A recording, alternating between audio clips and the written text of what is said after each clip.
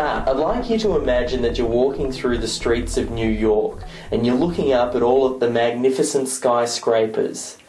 Now imagine if you were going to build a skyscraper, where do you think you'd start? Do you think you'd start by putting up the facade or, putting the furniture into the offices? Of course not. You'd start with laying the foundations. It's extremely important that we get solid foundations so that our magnificent structure stands the test of time.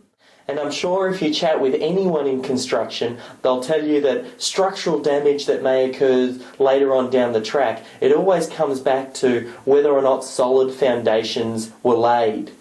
Now, for example, you may be familiar with the Petronas Towers in Malaysia. These used to be, for the last 6 years, some of the tallest buildings in the world. And what you may not know, though, is that the foundations laid for these buildings go down 400 feet into the ground. That's below the surface, where you may not have even noticed it was there. But where do you think most people focus their attention? Do you think if you were getting into the skyscraper business and you were thinking about building these magnificent structures, if you'd think about building the foundations, or what do you think it is that might have attracted you into that industry? Obviously, it's what's above the ground, looking at, these magnificent structures. What you don't focus on is what's not obvious to you, what's under the surface. So what's the point of this story? Why am I telling you about skyscrapers and laying the foundations? Well, quite simply, I wanted to draw the parallels between that and reaching success. We always hear about people having overnight success, but in my experience, what I've found is 9 times out of 10, overnight success is something that 10 years in the making. A lot of work goes into laying the foundation, which sets you up for this overnight success. A lot of people don't recognise and appreciate all of that hard work that goes in. And trading is exactly the same. Trading is very hard work.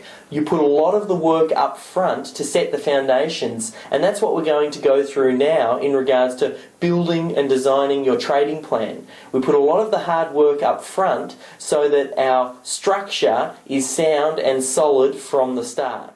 And I suppose that leads into what this chapter is all about. This chapter is about defining your goals, defining why it is that you want to be a successful trader. As I told you, trading's hard work. I'm not going to kid you. You need to make sure that you know why it is that you're wanting to be a successful trader, so when the going gets tough, you have a reason and the fortitude to stick through and achieve success. I've done a lot of my own sort of self-development and personal development to make sure I've got a really solid grounding, and now I want you to do the same. Read the chapter below, take the action steps, and find out why it is that you're going to be successful trading.